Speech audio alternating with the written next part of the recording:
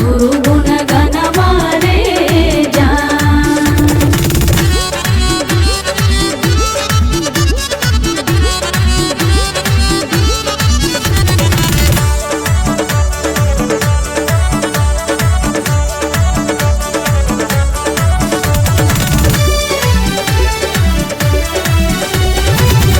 बाबू तोहरो लैलन मीरा काली रे नगिनिया दशरथ ही मर तो मीरा मांग तू न पानिया।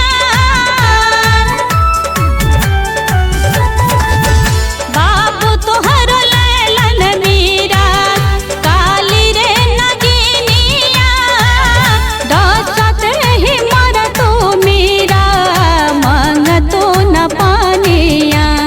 बड़ दुखवा सहलु मीरा जलू तू हो जनवा मीरा चर्चा के करनवा रे जान।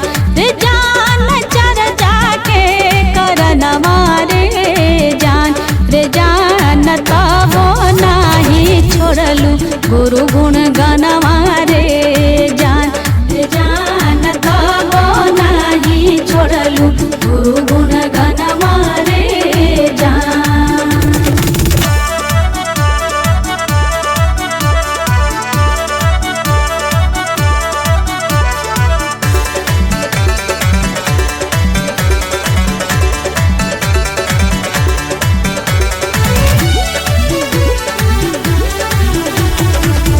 खानमा में दिहली मैया जहर मिला के मार तू है मीरा बेटिया खानमा के खा के।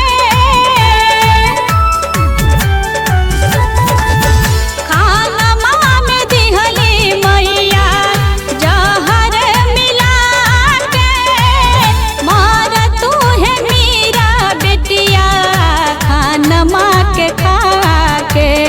करते भोजन माए मीरा ते जा तू परनवा मीरा चर्चा के करनवा रे जान। रे जान रे चर्चा के करनवा रे जान। रे जान तबो नाही छोड़लू गुरु गुण गनवा रे जान।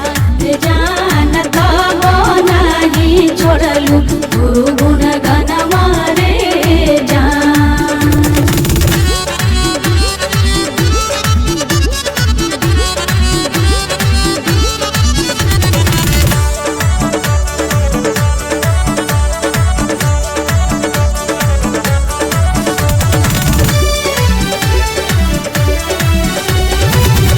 गणेश बिहारी गुरु महिमा बताइले गुरु के भजनिया बबीता बड़ा नीक गाइले।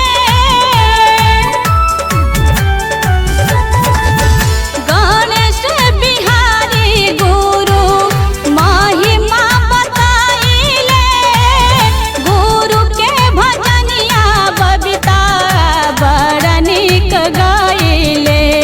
शिव गुरु खोललन मीरा अपना नयनवा मीरा देलन दर्शनवा रे जान। रे जान रे देलन दर्शनवा रे जान। रे जान तबो नाही छोड़लू गुरु गुण गनवा रे जान। रे जान तबो नाही छोड़लू गुरु गुण गनवा रे जान। बाबू माई तोहरो मीरा भेलन दुश्मनमा मीरा चर्चा के करनवा रे जान। बाबू माई तोहरो मीरा भेलन दुश्मनमा मीरा चर्चा के करनवा रे जान। रे जान रे चर्चा के करनवा रे जान। रे जान तबो नाही छोड़लू गुरु गुण गनवा रे जान। रे जान तबो नाही लगलू